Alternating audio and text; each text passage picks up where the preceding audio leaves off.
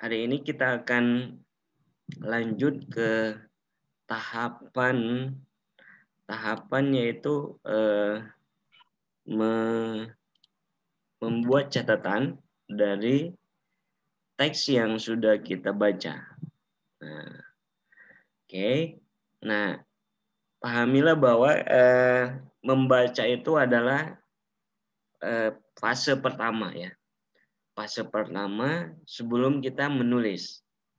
Jadi di dalam mata kuliah ini 2 skill utama itu untuk mendukung kesuksesan akademik kalian sebagai mahasiswa sarjana ya di UIN Sumatera Utara, membaca dan menulis.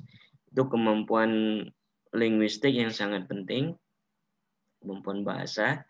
Nah, tanpa membaca kalian mustahil bisa menulis. Tanpa membaca tentu tidak ada yang bisa dituliskan. Kalau bisa dia menulis yang tanpa dibaca, nah itu bisa muncul tanda tanya kita. Ya, jangan-jangan dia copy paste ya kan, kopas, ambil dari punya orang di internet, tidak dibaca, langsung copy paste bulat-bulat kumpulkan.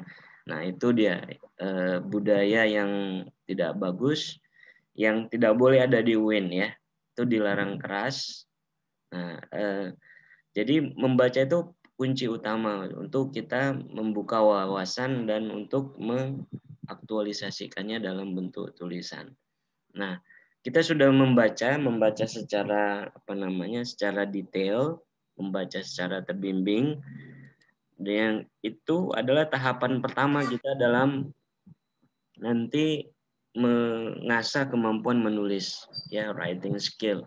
Nah, membangun pengetahuan tentang teks. Jadi teks kita yang sedang kita baca ini itu terkait dengan perubahan dalam permintaan, change in demand. Nah, pada fase berikutnya kita akan membuat catatan. Membuat catatan ini dalam mencatat kita juga sebetulnya kita membaca ya. Kita belum menulis ini, membuat catatan ini belum fase dari menulis. Masih membaca kita. Membaca, menyeleksi mana kata kunci yang penting ya. Kemudian kita buatlah dalam bentuk. Nah, ini tahapannya ya. Tahapan dalam membuat catatan itu kita fokus pada informasi atau kata kunci ya, kata penting itu keywords, kata kunci per kalimat. Nah, kita akan bekerja kalimat per kalimat. Kemudian kita akan coba untuk menelusuri struktur ya, struktur informasi pada kalimat tersebut.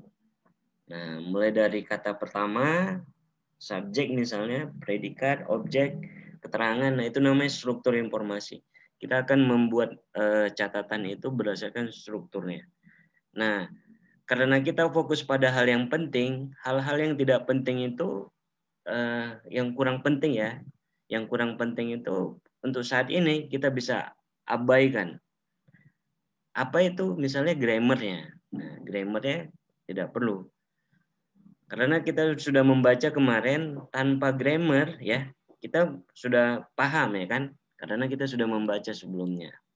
Tanpa grammar kita sudah paham. Yang penting satu, kita paham vocabulary, kita telusuri struktur informasinya, kemudian kita abaikan grammarnya. Grammar itu ya, misalnya to be yang bertubi be, is, are, kemudian ada modal, can, will, may, might, dan seterusnya. Nah, ini prinsip dalam membuat atau note making. Oke. Nah, ini dulu ya. Untuk minggu ini kita akan coba selesaikan ini untuk seluruh teks atau maksudnya seluruh paragraf. Nah, nanti di pertemuan berikutnya kita akan masuk ke menulis bersama-sama. Nah, ini kita dimulai dengan mengasah kemampuan kita menulis. Nah, fokus kita membaca di 1 dan 2 ya. Kalau ada yang tidak paham dengan teks, nah nanti bisa tergilas dia. Tergilas kan? Nah, orang sudah membuat catatan misalnya di paragraf kedua dia masih masih bingung tentang paragraf pertama mengenai apa itu kira-kira faktornya itu apa? Ya tidak paham. Kemudian dia tidak punya daftar sinonim ya atau daftar vocabulary yang kemarin sudah saya instruksikan, itu penting di awal. Oke. Ada pertanyaan sampai di sini sebelum kita lanjut ke tahap atau kita mulai tahap keduanya? Ada pertanyaan tidak? Enggak ada, Sir. Kan kemarin sudah diskusi ya? Sudah diskusi. Ya, Sir. Yang kelompok Ya, Sir. yang per kelompok ya. Oke. Iya, Sir. Kita lanjut ya ke note making-nya. Nah, ini teksnya kan. Setiap orang sudah punya teks. Kalau bisa sudah di print kan, dicetak di atas kertas. Nah, kita mulai dari paragraf pertama. Nah, ingat ya, prinsip dalam membuat catatan itu tadi kita fokus pada kata kunci atau kata-kata penting. Nah, kalau kalian punya stabilo, kalian bisa stabilo warnain atau di garis bawahin. Gimana caranya? Atau dilingkarin. Nah, misalnya apa? Ini ada kata change ya kan? Ada kata change. Kemudian increases quantity demanded every price. Nah, increase in demand atau ini bisa dipisah increase demand. Nah, ini kata-kata yang yang penting yang di kita coba perhatikan per kalimat mengikuti struktur informasinya. Untuk kalimat pertama dulu ya, paragraf pertama. Nah, kemudian kita sediakan kertas atau di buku catatan ya, dibagi jadi dua, bagian sebelah kiri khusus bagian catatan. Nah, di sini kita akan membuat catatannya. Bagian yang sebelah kanan ini dikosongkan dulu ya. Oke, tadi apa? Ada kata apa? Change. Ada kata change, ada apa tadi? Increases. Increases. Increase. Pakai S. Increases. Quantity. Quantity. Quantity. Sir. Quantity minded. Demanded. Every price. Increase. Kemudian Increase. is call-nya itu ya. Oh ya, increase. Nah, ini saya buat dalam bentuk sama dengan. Coba ini salah satu simbol ya. Kalau kalian mencatat ya, kalau kalian misalnya kuliah mencatat gitu kan. Kan kita sering membuat simbol ya. Membuat simbol misalnya apa? Tanda panah ya kan? Tanda panah berarti menunjukkan ini berkaitan dengan atau terkait dengan yang di sebelahnya. Atau apalagi simbol yang lain. Misalnya simbol garis penghubung ya kan. Kita sering pakai simbol itu pinjam dari matematika ya. Dari simbol matematika. Nah, ini juga dari matematika sama dengan. Sama dengan itu maksudnya is called, disebut dengan. Nah, berarti sama ya. Kenapa dibuat sama dengan? Yang kiri ini, yang kiri sama nanti yang di sebelah kanan. Nah, itu sama dengan ya kan? 1 tambah 1 sama dengan berapa? 2. 2, ya pintar. 1 berarti 1 tambah 1 itu sebelah kiri.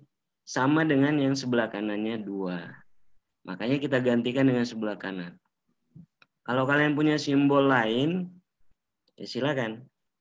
Ya, silakan. Nah, ini tadi increase. in demand. Nah, oke. Coba ada yang masih ingat kenapa saya buat tanda penghubung di sini? Kenapa di setiap penggalan kata ini ada kata penghubung?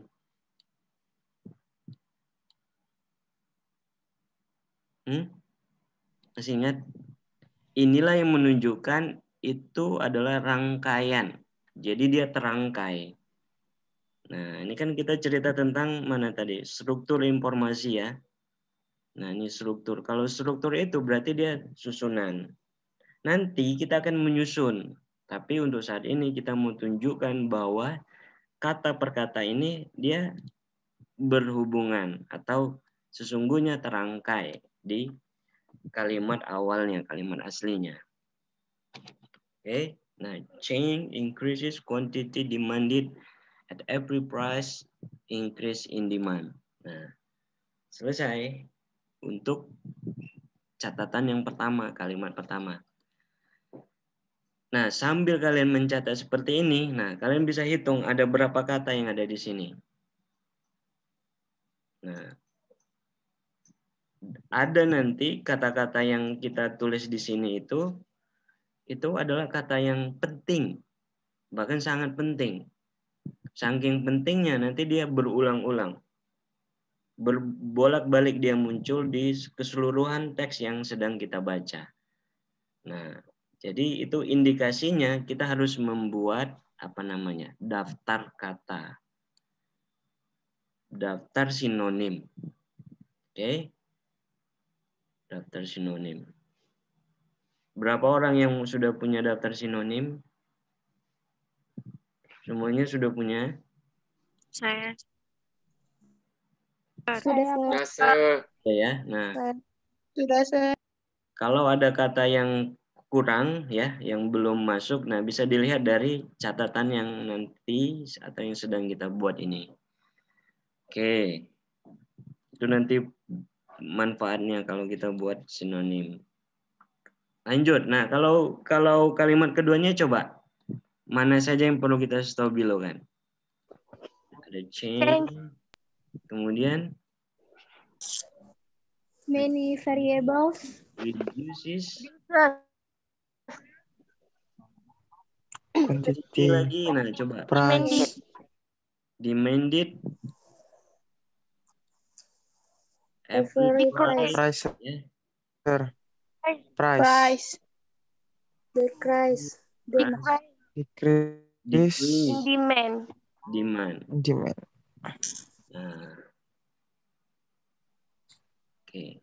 Coba lihat ada berapa kata yang mirip atau yang berulang dengan catatan yang kalimat pertamanya tadi. Change, reduces. Nah, ini quantity demanded saya kopikan aja ya kan. At every price. Ini sama ini. Ya. Nah, sama. Kemudian ini decrease ya. Decrease in demand. Yes, sir. Decrease. Oke. Ya. Oke. Sudah bisa dipahami? Bisa dipahami ya? Nah, ini Oke, Sir. catatan kita ini cara kenapa bisa begini catatan kita kan tadi prinsipnya kan sudah disebutkan. Pertama, fokus pada kata penting. Kata penting itu kata yang menunjukkan arti yang bisa membantu kita memahami atau memahami kalimat yang sedang kita baca. Ya. Nah, itu disebut dengan kata penting. Kemudian tulislah sesuai dengan struktur informasinya atau alur dari kata tersebut. Nah, dengan menunjukkannya itu dengan apa? Dengan tanda penghubung ini. Nah, jangan lupa ya tanda penghubung. Jangan dia nggak pakai tanda penghubung. Change, reduce, quantity, demanded langsung aja. Itu udah seperti kalimat utuh. Nah, Nah, yang ketiga baru abaikan grammarnya. Nah, dengan kata penghubung itu menunjukkan kita tidak fokus kepada grammar karena kita mau fokus kepada makna. Apa fungsi grammar itu? Itu gunanya hanya nanti membantu kita merangkai, menyusun, ya. Ibaratnya orang bangun rumah perlu semen sama pasir supaya batu batanya bisa tersusun, bisa naik ke atas, ya. Nah, itu fungsi dari grammar. Tapi untuk saat ini kita tidak butuh itu, maka kita abaikan sejenak karena fase kita adalah membaca tapi kita mencatat. Nah, ini kita sebenarnya sedang membaca ini, tapi kita membuat catatan. Nah, oke. Nah, dari sini kalau kita misalnya ada ujian ya kan, kalau kalian mau mata kuliah apa saja, nanti kalian mau UTS atau mau UAS, kalian baca catatan kalian, itu akan kelihatan lebih simpel. Simpel dalam hal kita mensimplifikasi ya kan, menyederhanakan kalimat yang mungkin kalimatnya udah kepanjangan, tapi kita buat catatan. Kan itu fungsi kita mencatat ya, menyederhanakan. Nah, jadi kalau seperti ini, apa yang disebut dengan kenaikan dalam permintaan? Nah, apa pengertiannya? Misalnya ada soal begitu ya kan, soal UASnya. Walaupun itu tidak akan ada di mata kuliah bahasa Inggris. Nah, jadi inilah definisinya. Ketika ada perubahan yang mengakibatkan barang yang diminta pada setiap harga. Itulah disebut dengan perubahan permintaan. Jadi kan lebih sederhana kita mengingatnya ya kan. Nah, itu dia fungsi kita mencatat. Oke, tapi dalam hal ini kita bukan untuk itu mencatatnya, bukan untuk ujian ya, tapi untuk membantu kita menguasai kemampuan membaca dan menulis. Oke. Nah, coba kalau kita lanjut ke ke sentence ketiga. There are many variables that can change di mana. Ini agak singkat kalimatnya. Kata-kata apa saja yang penting yang ada di kalimat ketiga ini? Coba.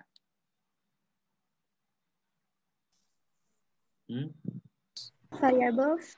Variable. Change Nah, demand. Variable. Change demand, sir. Change demand. Demand. Change demand. Nah, kalau ada yang mau menambahkan many juga boleh. Many. Cuma many ini kan menegaskan ya. Kalau dalam bahasa Inggris ditambahkan s itu udah menunjukkan jamak. Tapi jamak itu bisa dua itu bisa tambah s. Tapi kita nggak anggap dua itu banyak ya kan. Makanya kita coba tegaskan dengan many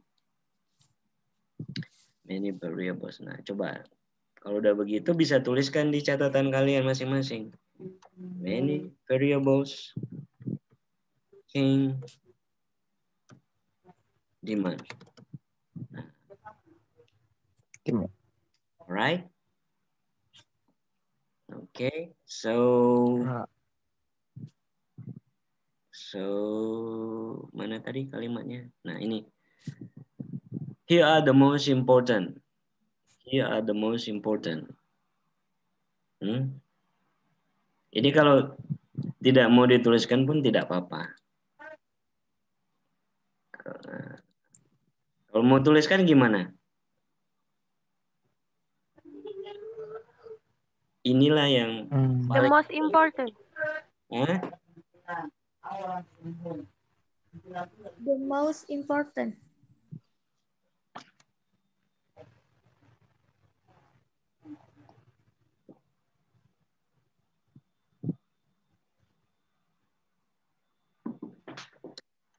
The most important gitu aja. Dia dipisah atau digabung?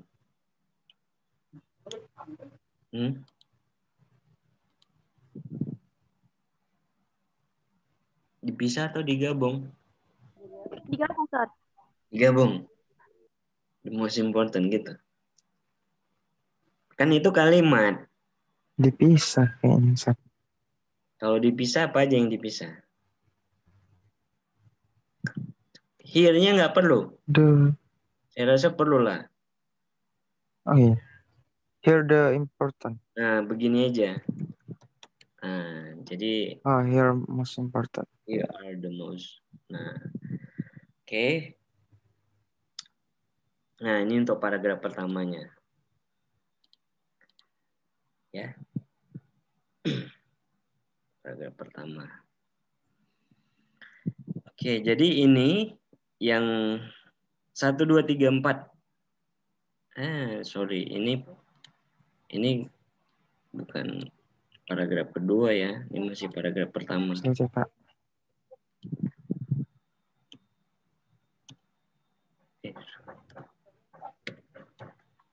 Nah, sampai di sini 4 kalimat ini adalah kalimat pembuka, paragraf pembuka yang kita sebut dengan apa? Yang keempat ini, empat-empatnya ini. Ini disebut paragraf apa? Yang kemarin saya bilang paragraf Fenomena identification, sir. Fenomena identification, Pak. Yes, fenomena. Fenomena identification. Phenomenon identification.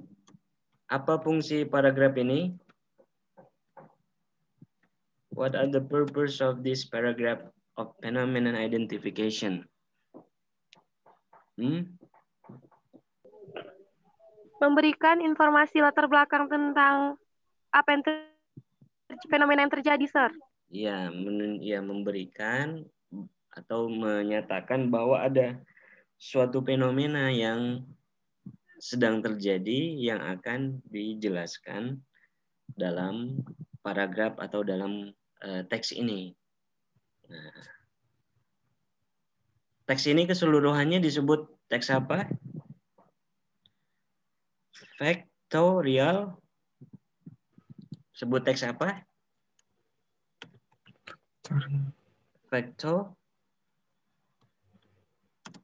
Factorial explanation. Nah, apa fungsinya factorial explanation? Atau tujuan? Tujuan dari teks ini adalah Teks yang menjelaskan. Ingin menjelaskan ya. Menjelaskan tentang bahwa fenomena faktor-faktor bahwa fenomena ini disebabkan oleh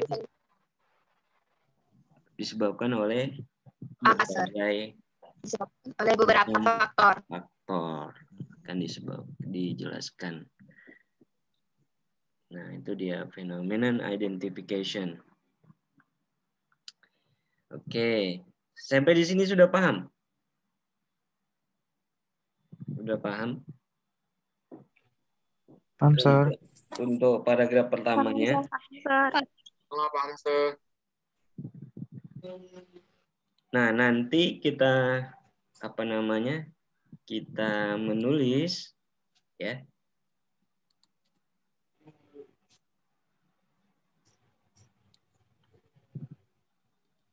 Nanti kita menulis akan berbasis kepada catatan ini.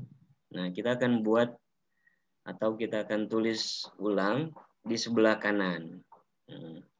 Maka catatan kalian harus beginilah bentuknya ya. Kiri dan kanan.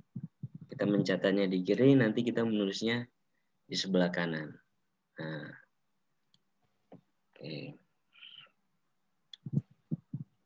Nah, oke, sampai di sini kalian sudah ada buat daftar antonim tidak? Daftar lawan kata.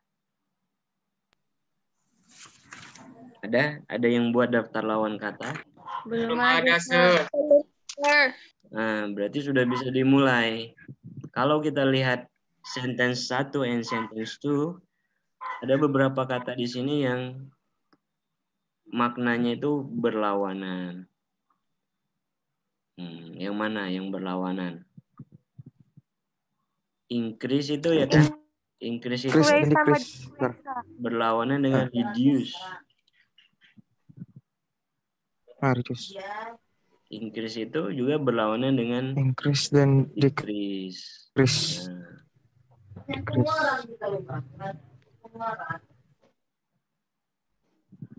Ya kan? Nah, nanti dalam mencatatnya itu kalian harus bisa membedakan mana yang dia memang verb atau kata kerja. Seperti ini kan kata kerja ini kan? Kata kerja. Tapi yang ini itu kata benda. Noun. Jadi bahasa Inggris itu sebenarnya tidak sulit ya. Untuk merubah misalnya dari satu kelas kata kerja menjadi kata benda itu tidak sulit. Kan kita pernah kemarin kita belajar tentang derivasi. Nah, itu bahkan ada kata yang sama. Kata kerja dengan kata bendanya sama. Ini contohnya begini. Kata benda dan kata kerjanya sama. Nah, oke. Oke, itu tentang daftar antonim ya. Jadi tidak hanya daftar sinonim. Kalau kalian ketemu dengan kalimat yang berlawanan kata, bisa kalian buat. Hanya daftar antonim ini sudah ada di sini. Lawan katanya sudah ada di sini. Tinggal kalian identifikasi lah. Oke. Nah, kalau kita lanjut ke paragraf keduanya, coba.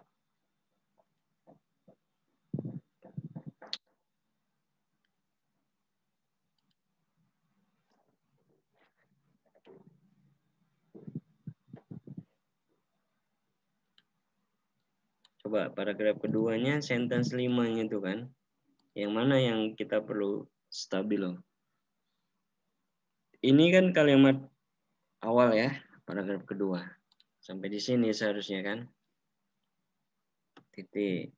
Nah, coba. Ini kalimat yang diawali dengan kalimat tanya. Kalimat tanya.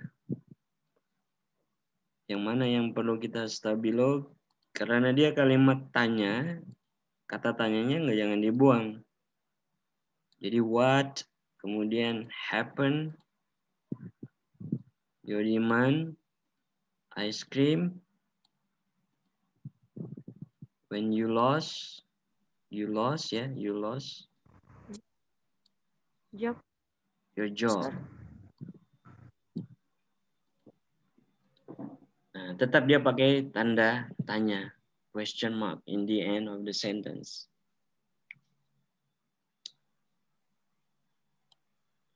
Coba bisa dituliskan di catatan masing-masing ya untuk sentence 5 ya. Tuliskan ya. Kemudian sentence 6 ini di sentence 6 singkat sekali. Nah, silakan. Ini sentence 7. Oke. Kalau kalian mau buat number sentence-nya bisa di sini di sebelah kiri ya. Ini di sini nomor sentence-nya. Sentence 5 tadi kan, 5, 6, 7. Oke. Saya rasa itu saja ya untuk silakan dilanjutkan.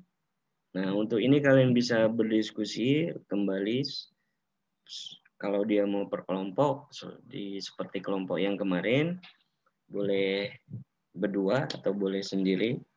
Tapi saya sarankan berdiskusi ya biar tidak bingung-bingung sendiri kan, ada tempat bertukar pikiran. Nah, tolong diselesaikan untuk paragraf yang berikutnya ini. Jadi prinsip mencatatnya tetap seperti itu tadi. Ya, identifikasi kata-kata penting, kemudian ditulis berdasarkan strukturnya, rangkaian dari kalimatnya, dan abaikan aspek grammarnya. Nah, untuk modelnya inilah modelnya seperti ini. Menggunakan tanda penghubung, kemudian gunakanlah simbol sesuka kalian, tapi harus jelas maknanya. Kalian nggak bingung ya kan, kalau sama dengan itu menunjukkan apa. Bisa menunjukkan artinya, atau disebut, diistilahkan, atau ada kata lain atau simbol lain yang bisa kalian pakai. Nah, silakan. Oke. Saya rasa itu saja. Kalau ada pertanyaan silakan. Absennya sudah jalan ya? Sudah jalan absennya, sekretaris? Iya.